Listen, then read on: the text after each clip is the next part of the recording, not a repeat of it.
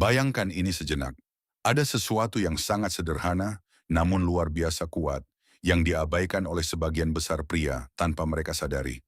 Dan ketika seorang pria akhirnya memahaminya, lalu benar-benar mulai menjalankannya, sesuatu mulai berubah. Seolah ada sakelar tersembunyi yang aktif di dalam pikiran wanita. Mereka mulai memandangnya dengan cara yang berbeda.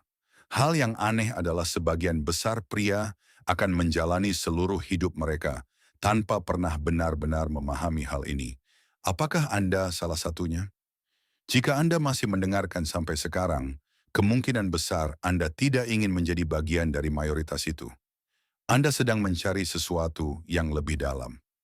Izinkan saya menceritakan sebuah kisah yang menjelaskan hal ini dengan jelas. Ini bukan tentang trik atau teknik mencolok. Ini tentang perubahan batin yang lebih dalam, transformasi tenang yang mengubah cara Anda membawa diri di dunia, dan bagaimana orang lain merespons Anda, terutama wanita. Ada seorang pria bernama Markus. Di permukaan, dia terlihat sepenuhnya biasa saja. Seperti banyak pria lainnya, dia terus berjuang. Dia khawatir tentang bagaimana orang lain memandang dirinya. Dia mengejar persetujuan dimanapun dia bisa menemukannya. Pujian, perhatian, validasi. Dia percaya bahwa hal-hal itu akhirnya akan membuat dirinya merasa utuh. Namun tidak peduli seberapa besar usaha yang dia lakukan, dia tetap merasa tidak terlihat, terutama dalam hal wanita dan rasa hormat sosial.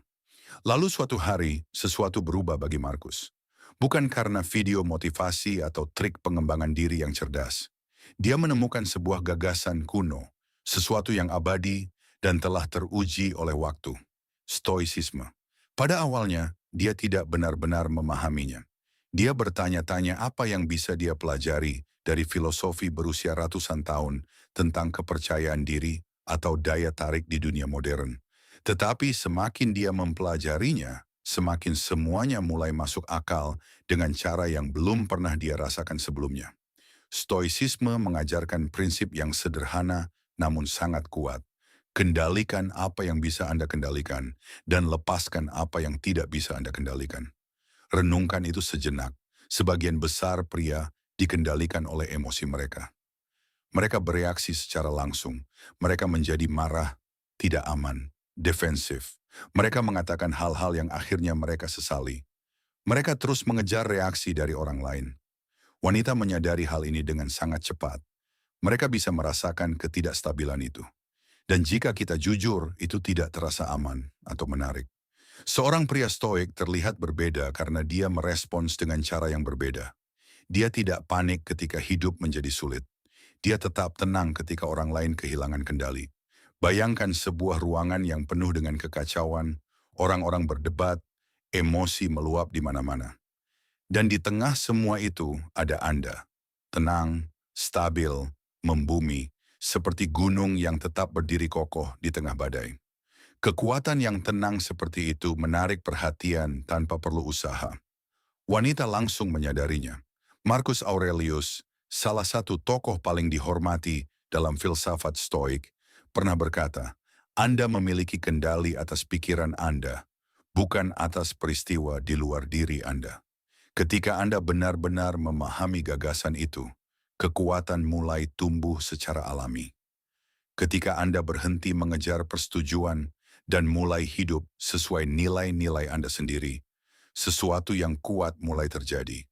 Anda tidak lagi membutuhkan perhatian, dan anehnya, orang-orang justru mulai memberikannya kepada Anda. Bukan hanya wanita, tetapi semua orang merespons kepercayaan diri yang stabil dan membumi. Sebagian besar pria tidak pernah mencapai titik ini. Mereka bereaksi terhadap segalanya. Satu komentar kasar merusak suasana hati mereka. Satu hari buruk mengendalikan perilaku mereka. Mereka membawa frustrasi kemanapun mereka pergi. Seorang pria stoik justru berhenti sejenak. Dia bertanya pada dirinya sendiri satu pertanyaan sederhana. Apakah ini benar-benar layak mendapatkan energi saya? Dan sebagian besar waktu, jawabannya adalah tidak. Kemampuan untuk memilih ketenangan dibanding kekacauan adalah sesuatu yang sangat menarik dan memunculkan rasa hormat yang tulus. Stoicisme bukan tentang menekan emosi atau berpura-pura tidak merasakan apapun. Ini tentang menguasai respons Anda. Ini tentang mengetahui kapan harus berbicara dan kapan harus diam, kapan harus bertindak dan kapan harus melepaskan. Ini tentang menjadi pribadi yang stabil secara emosional di dunia yang terus mencoba mengguncang Anda. Wanita mengagumi hal ini karena itu menunjukkan rasa aman, kedewasaan, dan kepemimpinan di saat-saat yang penuh ketidakpastian. Markus mulai mempraktikkan prinsip-prinsip ini setiap hari.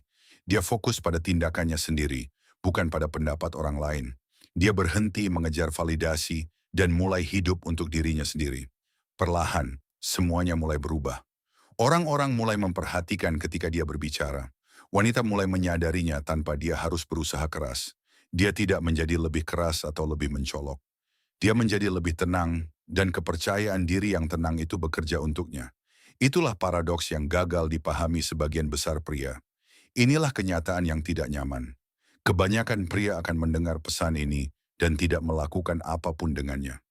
Mereka akan merasa termotivasi sesaat, lalu kembali pada kebiasaan lama mereka.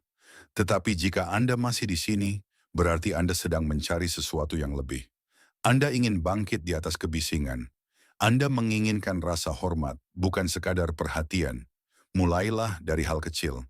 Ketika hidup melemparkan kekacauan ke arah Anda, berhentilah sejenak.